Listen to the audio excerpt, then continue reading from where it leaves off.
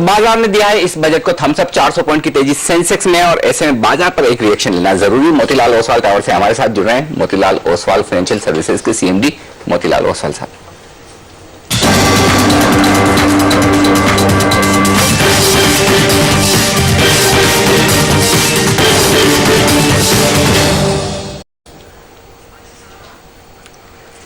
मोतीलाल जी, स्वागत है आपका बजट के बाद इस खास रिएक्शन पर। क्या बाजार को बजट समझ में आ गया है और तेजी करना इस बजट को देखकर 400 पॉइंट की जायज है? देखिए, आई थिंक जो जिस हिसाब से एक पॉलिटिकल चेंज जो बहुत बड़ा आया है, उसके हिसाब से लोगों को काफी एक होप दिख रही है, काफी एक ऑप्टिमिज्म माहौल दिख रहा है। और जिस हिसाब से आप देखेंगे रेलवे बजट प्रस्तुत हुआ या आज का जो बजट प्रस्तुत हुआ, उसमें कोई बहुत बड़ी बड़ी बातें नहीं की है। आई थिंक उन्होंने फोकस किया छोटी छोटी चीजों पर। आप देखेंगे आज की बजट में आई थिंक बहुत सारे सेक्टर्स को, हर सेक्टर्स को कहीं से उन्होंने छूने की कोशिश की है। कैपिटल मार्केट हो या रियल एस्टेट हो या हाउसिंग फाइनेंस हो या इंफ्रास्ट्रक्चर हो या एयरपोर्ट हो, हर चीज में कहीं उन्होंने काफी बारीकी से सोचा है। और मुझे लगता है कि आपको इतना बहुत big bang kind of announcement नहीं है, लेकिन उन्होंने कोशिश की है कि हर सेक्टर में कुछ तो कुछ ये लोग कवर कर सके। और आई थिंक एक जो मैं कहूँगा कि no bad news is good news. I think ऐसे एक बहुत चैलेंजिंग इकोनॉमिक एनवायरमेंट में कोई टैक्स वगैरह बढ़ाए नहीं है और हर आई थिंक छोटी छोटी चीज को उन्होंने कवर किया है। इसके साथ से बाजार को लग रहा है कि नाउ आई थिंक गवर्नमेंट का फोकस एजुकेशन पर ज्यादा रहेगा और छोटी से छोटी चीज को आई थिंक वो लोग बारीकी से देखेंगे।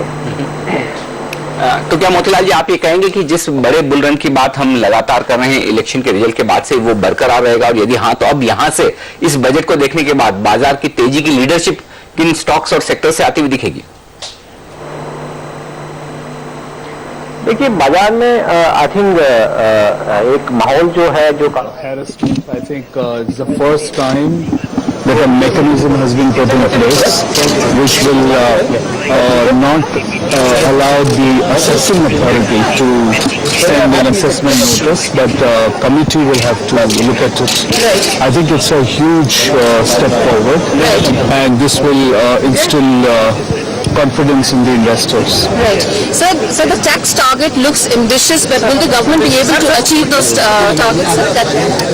Tax target is not ambitious because if you look at the numbers that we are looking at, our estimation is that if the growth is more than 5% or close to 5.6 or 5.7%, Right. then there will be tax buoyancy. And we going forward, we are expecting growth to come back with the measures which have been announced by the finance minister.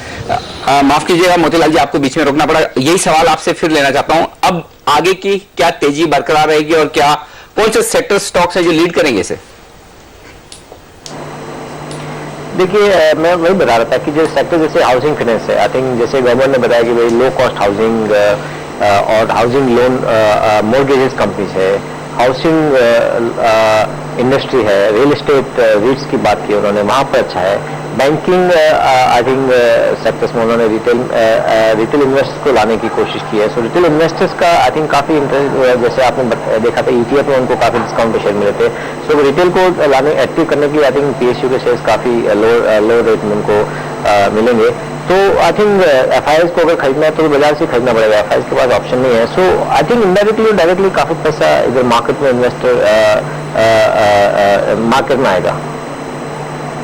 जी, यहाँ पर एक सवाल मोतीलाल जी से जो पूछा गया वही मैं नीलेश भाई आपके पास लेके आऊंगा कि बाजार का मूड खराब था, अब ठीक हो गया है। यहाँ पर बाजार को कैसे अप्रोच करें? क्या हम लोग ये सलाह दे सकते हैं लॉन्ग टर्म इन्वेस्टर्स के लिए कि ये बड़ी बाइंग अपॉर्चुनिटी है, हिंदुस्तान की तरक्की की कहानी में अब बेधड़क शामिल हो जाओ? डेफिनेटली बाजार का मूड अब से नहीं, ऑलमोस्ट 3-4 महीने से ठीक हुआ है। सेकंड, जो डोमेस्टिक रिटेल इन्वेस्टर की अलोकेशन इक्विटी में है वो लाइफ टाइम लो लेवल पे है, और अब तक जो इक्विटी मार्केट FII के फ्लोज के ऊपर चलती थी वो अब डोमेस्टिक रिटेल इन्वेस्टर के फ्लो पे भी चलेगी। एंड हमें लगता है कि इक्विटी मार्केट इंडिया के मल्टी ईयर बुल रन के लिए है। अब आप आज पार्टिसिपेट करिए 200 पॉइंट नीचे, कल पार्टिसिपेट करिए या 200 पॉइंट परसों ऊपर पार्टिसिपेट करिए, उससे कोई ज़्यादा फर्क नहीं पड़ेगा। पर आप उस होल्डिंग को कब तक रखते हैं, कितनी लंबी अवधि तक रखते हैं, उससे आपका प्रॉफिट डिटरमाइन होगा। सो ये एक बाय ऑन डिप मार्केट है। आपको ये गाड़ी में बैठना ही होगा अगर आपको भारत की प्रगति और ग्रोथ में पार्टिसिपेट करना है। और इस बीच में हमारे साथ प्रधानमंत्री की आर्थिक सलाहकार समिति के पूर्व चेयरमैन सी रंगराजन साहब कार्यक्रम में शामिल हो रहे हैं। Doctor Rangarajan, good afternoon. First and foremost question is, do you think that 4.1% fiscal deficit target is achievable, and as FM said that he is looking at 3% target by financial years 16-17. Do you think in such a case, in such an economy, is it achievable? Well, I think there is a need for fiscal consolidation, and I believe that one welcome feature in the budget was the commitment to fiscal consolidation. But as far as the budget deficit for the current year is concerned, that is 2014-15 is concerned, it is not very clear whether the aim is to get to 4.1% or it will be 4.5% of the GDP.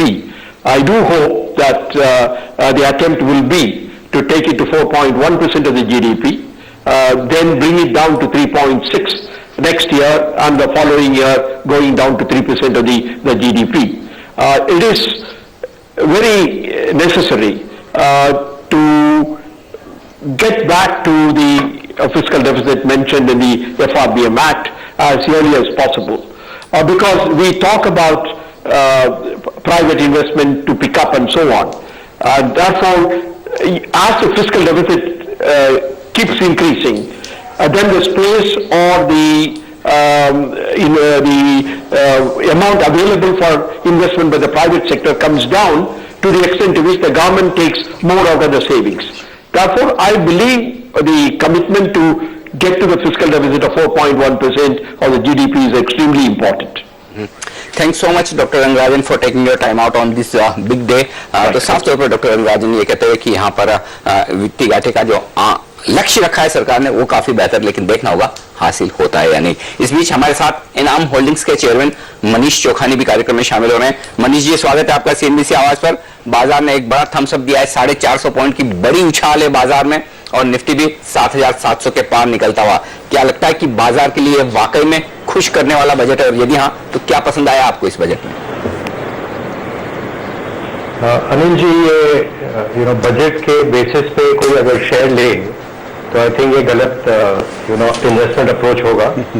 I think जो finance minister ने path set किया है कि government has gone back to path of fiscal prudence, कि हम ज़्यादा खर्चा नहीं करेंगे और अपने मीन्स में रहेंगे, और दूसरा हम पॉपुलिज्म में नहीं और हम इन्वेस्टमेंट साइकिल को रिवाइव करेंगे। और ये जो एडवर्सोरियल नेचर था of dealing with tax payers and citizens, ये पूरा स्ट्रक्चर चेंज होगा। I think this will certainly revive confidence in investing in India, चाहे वो फॉरेनर्स हो चाहे इंडियन इन्वेस्टर हो या इंडस्ट्रियलिस्ट हो। और अगर आप 2-2.5 साल का जो डायरेक्शनल मूव उन्होंने दिया है, अगर आप आगे देखें, अगर फिस्कल डेफिसिट 3% की तरफ बढ़े अगले 2-3 सालों में, GST इंप्लीमेंट हो जाए अगले साल से होपफुली, ये क्या करता है कि जो इन्वेस्टमेंट क्लाइमेट है वो एकदम बिनाइन हो जाए, interest rate cycle will come down, और जो रियल इनकम लोगों के पिछले 5-7 सालों में फ्लैट हो गए थे, जैसे which was reflecting in the rupee falling और purchasing power therefore of Indians falling, ये साइकिल रिवाइव होने की तरफ लग रहा है कि बढ़त है। तो इसमें जो 2-3 ऑब्वियस बेनिफिशियरी होंगे, तो entire banking sector for example, उसमें आपको लगेगा कि interest cycle is going to go down over the next 3 years, जो कि मैन्युफैक्चरिंग को इनकरेज करेगा। और जो आम आदमी है उनके हाथों में परचेजिंग पावर अगर रिटर्न होता है, तो ये पूरा कंज्यूमर डिस्क्रिशनरी सेक्टर भी जो है, जैसे कि ऑटोमोबाइल है, इनमें काफी बेनिफिट आई थिंक अगले 18 से 24 महीने में वेरी विजिबली देखने को मिलेगा। और ये जो इंटायर मार्केट है, अगर इंडिया की interest cycle starts going down, you will find Indian market P multiples going higher, और ये जो रिवाइवल है by capacity utilisation, revival of demand, इससे आपके अर्निंग साइकिल भी अपग्रेड होंगे। तो I would not be surprise कि अगर आप 18 महीने में ये इंटायर मार्केट को प्रोबेबली 50% हायर देखेंगे। यहाँ पर। लेकिन मनीष जी, एक बड़ा सवाल जो बाजार को लेकर आता है, जिस तरह से अलग अलग 3 सेक्टर्स में एफडीआई की लिमिट खोली गई है, क्या आपको लगता है कि ये एक बड़ा पॉजिटिव बाजार के लिए साबित होगा, हिंदुस्तान में बड़ा विदेशी निवेश आने की संभावनाएं खोलता है?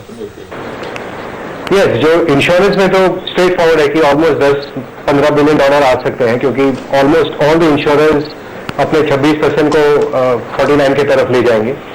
Defence opening is very big news for the western economies, खास करके American and French and British manufacturers, and I not be surprise if those companies come in a major way.